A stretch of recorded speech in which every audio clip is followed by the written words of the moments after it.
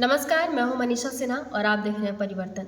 अभी हमारे साथ हैं शिल्पा पांडे जी और इन्होंने समाज के हित में बहुत सारे कार्य किए हैं और नारी सशक्तिकरण के लिए खासकर नारियों के लिए बहुत सारे आवाज़ उठाए हैं और अभी इन्हें कलारी माता का पुरस्कार मिला है। इस इनकी जर्नी क्या रही है, इनका सफ़र क्या रहा है और इतने बड़े पुरस्कार मिलने से किस तरह से महसूस कर रहे हैं, उस पर बात करेंगे। मैडम, अभी जो पहले बताइए कि आपने जो जर्नी स्टार्ट की थी वो कैसे किया था? देखिए मैं पहले तो बहुत बहुत धन्यवाद मुझे इस योग्य आप लोगों ने समझा कि आप लोग मेरा इंटरव्यू ले रहे हैं। शुरू से ही मेरी स्कूलिंग के समय से ही मैं सरस्वती शिशु मंदिर अंबिकापुर में पढ़ी हूँ। जब भी किसी भी सहेली के साथ या किसी बच्ची के साथ कोई घटना घटती थी, चाहे वो छोटी घटना हो या बड़ी घटना हो, तो मुझे अंदर तक बहुत ठेस पहुंचती थी और मन में ये विचार आता था कि क्या मैं इसकी कोई मदद कर सकती हूँ या मैं कभी इस योग्य रहती कि मैं मदद कर पाती। ऐसे ही समय बढ़ता गया और मैं जब 8वीं क्लास में थी सरस्वती शिशु मंदिर में, तो एक प्रीति श्रीवास्तव हत्याकांड बहुत चर्चित घटना अंबिकापुर की थी, जो गर्ल्स कॉलेज में हुई थी और उस समय बहुत आंदोलन हुए थे और उस रैली में मैं शामिल हुई थी और इस प्रकार मैंने अपनी संवेदना और आक्रोश दोनों ही व्यक्त किया था। वहाँ से मेरी जर्नी की शुरुआत हुई और उसके बाद जैसे ही समय मिलता था, कोई बात होती थी तो आवेदन बनाने नहीं आता था, फिर भी थाने तक ले जाना, एक आवेदन बनाना किसी बच्ची के लिए, किसी महिला के लिए और धीरे धीरे वो चीज़ें व्यापक होने लगी और भले क्षमता नहीं थी लेकिन सोच बड़ी थी, तो बड़ी सोच ने बड़ी क्षमताओं को विकसित किया और महिलाओं के लिए एक सार्थक सशक्तिकरण की मैं पहल कर सकूं, यह सफ़र शुरू हुआ।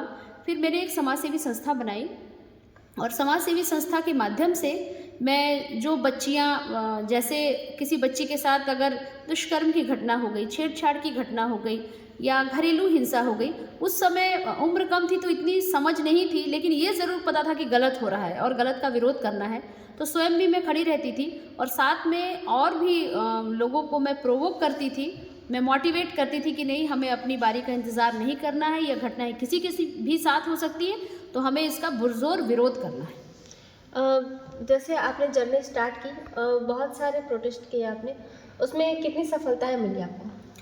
देखिए, कहीं पर भी देश में यदि किसी भी प्रकार की घटना घटी है, तो रैली के माध्यम से ज्ञापन के माध्यम से शांतिपूर्ण तरीके से मैंने हमेशा अपना विरोध प्रदर्शित किया और मेरी टीम ने विरोध प्रदर्शित किया।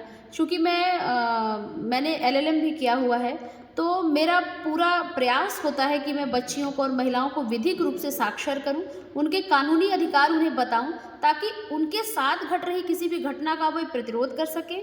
कानून का कैसे सहयोग लेना है उन्हें पता होना चाहिए, न्यायालय की व्यवस्था क्या है और कैसे केस लड़ा जाता है उन्हें पता होना चाहिए। तो ये एक बहुत बड़ा है कि मामला है कि चूँकि महिलाएं इसलिए भी चीज़ों को सहती हैं क्योंकि उन्हें थाने जाने से डर लगता है, उन्हें पता नहीं है, या मान लीजिए कि थाने वाले हमारे साथी अच्छा कार्य करते हैं, दुर्भाग्य से किसी ने सहयोग नहीं किया तो उन्हें अपने अधिकार पता नहीं होते हैं। तो आज के समय में महिलाओं के अधिकारों के प्रति उन्हें जागरूक करना एक बहुत बड़ी चुनौती है और इस कार्य को मैं कर रही हूँ। कभी ऐसा हुआ है आपकी लाइफ में जब आप किसी चीज़ के लिए आवाज़ उठा रहे हो और किसी ने दबाया हो या फिर कहीं से कुछ धमकी उमकी भरा ऐसा कुछ? जी, बहुत अच्छा प्रश्न है और एक बहुत विशेष घटना मेरे जीवन में घटी थी। मैं सार्वजनिक रूप से नाम नहीं लेना चाहूँगी। मेरी बहुत करीबी थी, मेरी दोस्त थी और दुर्भाग्य से उसके साथ दुष्कर्म हो गया था। सब लोग जानते हैं इस मामले को और उस समय मेरे ऊपर बहुत दबाव था, कई प्रकार के दबाव थे, सामाजिक और कई प्रकार के। उस समय घर वाले भी बड़ा डरे रहते थे और दुष्कर्म के दौरान ही उसकी मृत्यु हो गई और उस घटना ने मुझे बहुत झकझोर कर रख दिया और मानसिक रूप से भी मैं बहुत आहत हुई थी। और उस समय ऐसी स्थिति थी कि बहुत स्ट्रगलिंग परिवार था मेरा। उस समय ऐसा था कि सुबह यदि भोजन है तो शाम को भोजन मिलेगा कि नहीं ये भी पता नहीं था। तो एक छोटी सी दुकान हम लोगों की हुआ करती थी, तो उस दुकान में शटर के नीचे हर दिन एक चिट्ठी कि तुम्हारे साथ भी वही होगा जो तुम्हारी सहेली के साथ हुआ, इस मामले से हट जाओ। तो इस प्रकार की चीज़ों को मैंने बहुत फेस किया है और बहुत सहयोग मुझे मिल नहीं पा रहा था लेकिन हौसला कम नहीं था, हौसला चलता रहा और मैं पीछे मैं नहीं हटी। मीडिया के माध्यम से मैं लगातार कि नहीं, दोषियों को सज़ा मिलनी चाहिए, इस प्रकार का स्टेटमेंट मैं जारी करते रही। और मैं ये जो कार्यक्रम करती हूँ जिसमें मैं दुष्कर्म पीड़िताओं को श्रद्धांजलि देती हूँ और जो हमारे जो दोषी हैं उनको उनके विरुद्ध कड़ी कार्रवाई की मांग करती हूँ, कहीं ना कहीं मेरी जो सहेली थी उसके प्रति मेरी सच्ची श्रद्धांजलि ही होती है। और उस घटना ने मुझे बहुत मजबूत किया। जब आपकी जर्नी स्टार्ट हुई थी उस समय आप शादी हो गई थी आपकी या नहीं, मेरी जर्नी शुरू हुई तो मैंने बताया कि मैं 8वीं क्लास में थी, तब से मैं रैलियों में जाने लगी थी। तो एक सामान्य परिवार की जनरल कैटेगरी की अविवाहित लड़की के लिए बहुत चैलेंजिंग होता है समाज में टिकना।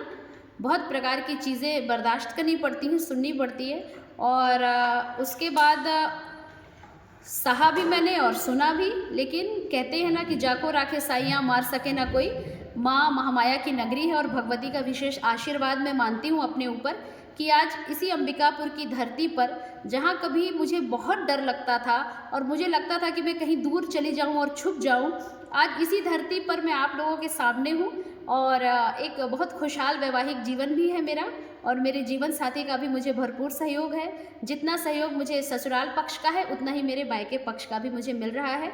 तो इसे आप ईश्वर का आशीर्वाद और साथ में यह भी मान सकते हैं कि यदि आपका भाव सच्चा हो और आप अच्छा काम करना चाहते हैं तो ईश्वर भी आपका सहयोग करते हैं।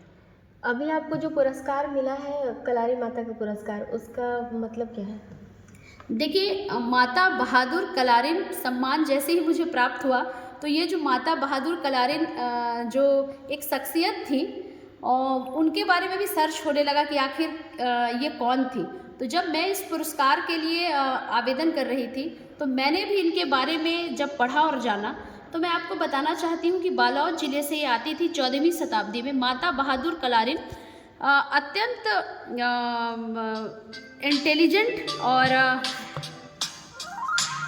ऐसी महिला थी जिन्होंने महिला सशक्तिकरण के लिए बहुत विशेष कार्य तब किया जब महिलाओं का शोषण चरम पर था। राजे कई रानियां रखते थे और इनके ऊपर भी कई लोगों ने गलत निगाहें जब डाली तो इन्होंने पुरजोर विरोध किया जब पुरुषवादी सत्ता चरम पर थी। और महिलाओं के हित के लिए संघर्ष करने के लिए इन्होंने एक अपनी छोटी छोटी समितियां बनाई थी और इन्हें क्रांतिकारी माता के नाम पर जाना जाता था उस वक्त। और इन्होंने अपनी एक ऐसी धाक बना रखी थी उस वक्त कि जब किसी भी प्रकार की महिला के साथ कोई घटना घटती थी तो लोग आते थे और इनसे अपनी शिकायत करते थे और ये उसका समाधान करते थे। आगे आपका क्या नीति है? आगे की क्या नीति है आपकी? देखिए, सम्मान मिलने के बाद मेरी जिम्मेदारी बहुत बढ़ गई है और महिलाओं को विधिक रूप से साक्षर करना और बच्चियों को, नाबालिग बच्चियों को उनके अधिकारों के प्रति जागरूक करना और पॉक्सो एक्ट के लिए जन जागरूकता का विशेष अभियान चलाना।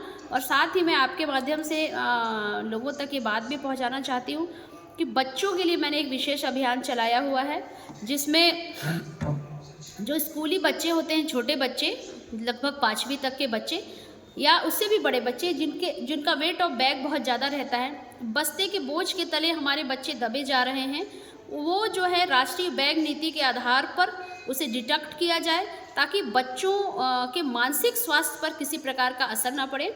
मैं आपको बताना चाहती हूँ कि सुप्रीम कोर्ट ने भी एक गाइडलाइन जारी की है, उसमें यह स्पष्ट कहा है कि सभी इंस्टीट्यूशन जहाँ बच्चे पढ़ते हैं, बच्चों के शारीरिक स्वास्थ्य के साथ साथ बच्चों के मानसिक स्वास्थ्य पर भी विशेष ध्यान देना चाहिए। बच्चा पढ़ तो रहा है लेकिन मानसिक रूप से वो इतना अक्षम हो जा रहा है कि वो कई ऐसी घटनाएं कर ले रहा है, स्वयं को समाप्त कर ले रहा है। तो विशेष रूप से हमारे सुप्रीम कोर्ट ने और सरकारें अब इस दिशा में बहुत जागरूक हो गई है। तो बच्चों का मानसिक स्वास्थ्य ठीक रहे, इसके लिए मैं अभी कॉन्क्रीट वर्क करना चाहती हूँ और बच्चों का कल्याण केवल हमारे सरगुजा जिले में ही नहीं, पूरे प्रदेश भर में, इसके लिए मैं और मेरी टीम प्रतिज्ञाबद्ध है कि हम ऐसा कार्य करेंगे।